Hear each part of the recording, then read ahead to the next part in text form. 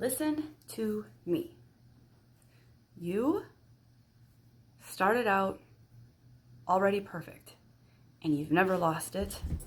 You are not broken. You are not in any way ruined or lost. And my work as a coach is not to fix you, because you are not broken. Instead, my job as a coach is to help you see your true and beautiful self. I help women do that deep fucking work that helps them to embrace their empowerment, to be decisive, to feel free from whatever hamster wheels they feel trapped on. Together, we get to teach our children how they can weave this mindset into their own fabric of their life so that they are able to go out into the world with all of this negativity and have the confidence to just strike out and not give a fuck what other people have to say about them, because they are so grounded in their own self-worth. Together, we are creating generational well-being. It starts with each and every one of us, and it all comes down to our thoughts. And with a quick Google search, I learned a couple things, because Google, is the ultimate school. But the human brain, let me pick this up so I'm looking at you more. The human brain can process 11 million bits of information every second, but our conscious minds can only handle about 40 to 50 bits of info a second.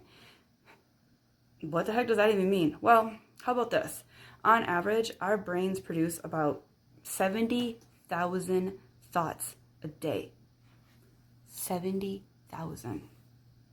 And according to the National Science Foundation, 80% of our thoughts are negative and 95% of our thoughts are repetitive.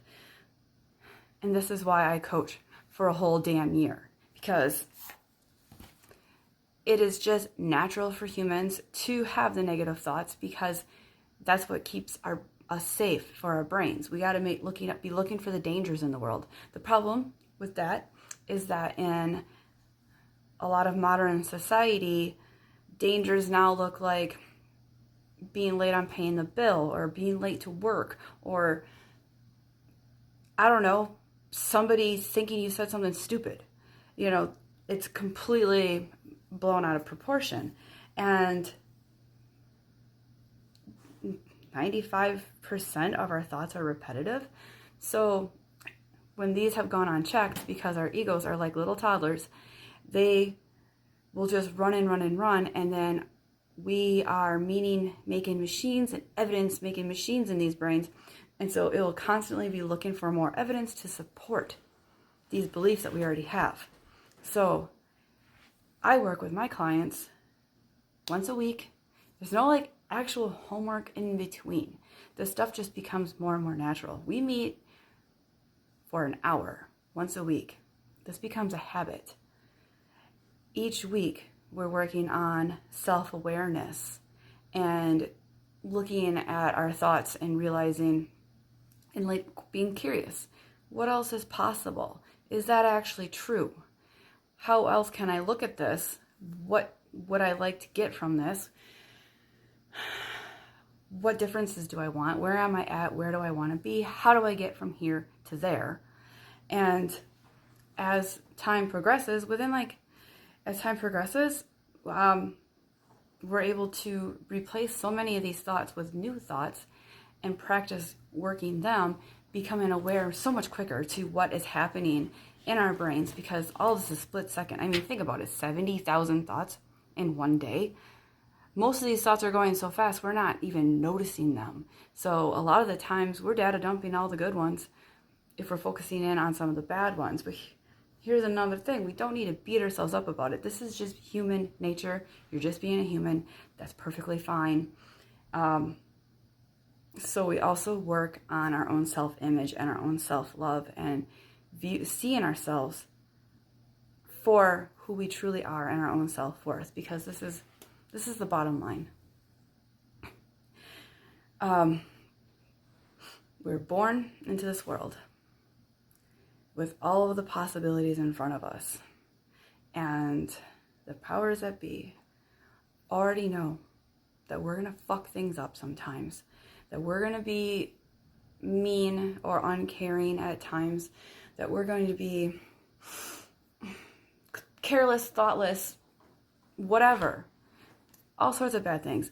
It also knows that we're going to do some really amazing freaking things. We're going to have a lot of love. We're going to have compassion. We're going to help others. It's a whole package situation. And learning to be able to sit in that and be grounded in our emotions, as opposed to constantly fighting to feel positive about life all the time, is everything. Because positivity is not a goal, it's a thing. It's not a end goal for anything. All of our emotions serve a purpose for us, and they have a place in our lives. It's very important. They're indicators. If you're feeling really sad, and you're not really sure why, that's an indicator that you need to figure out why you're feeling sad. Not just shove it down and ignore it, or whatever. Life is not 100% rainbows and unicorns. I have notes everywhere right here. So I'm trying to keep myself focused so I don't talk for like 15 minutes. So life is not 100% rainbows or unicorns.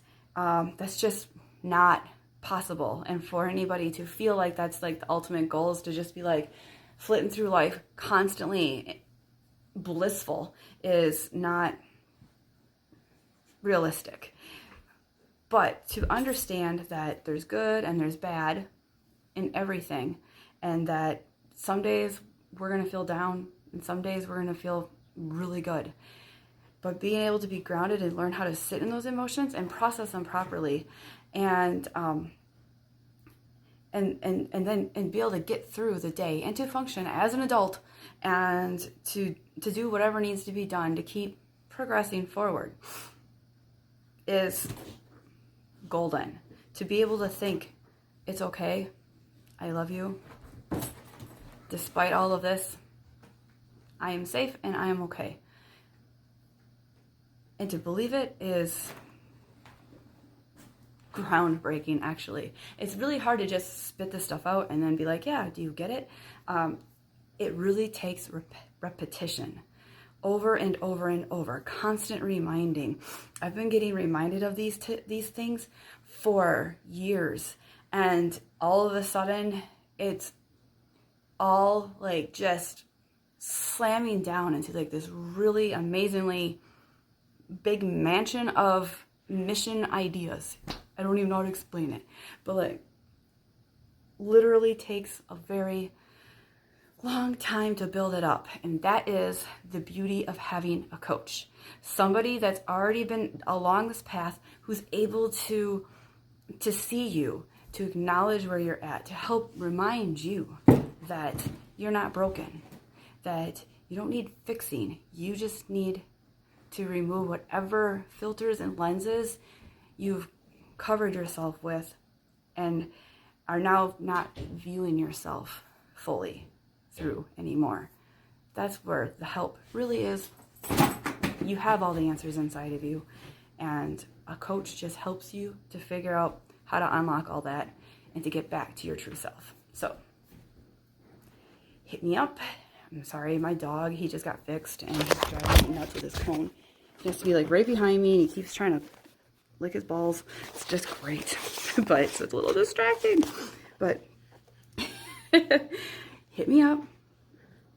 I'm telling you that getting my own coach has been one of the best investments I have ever done in my whole life. It has definitely helped me to become more in touch with myself, and that sounds woo-woo or whatever, but really what it has helped me do is to be more grounded and to be more decisive, to have a clarity in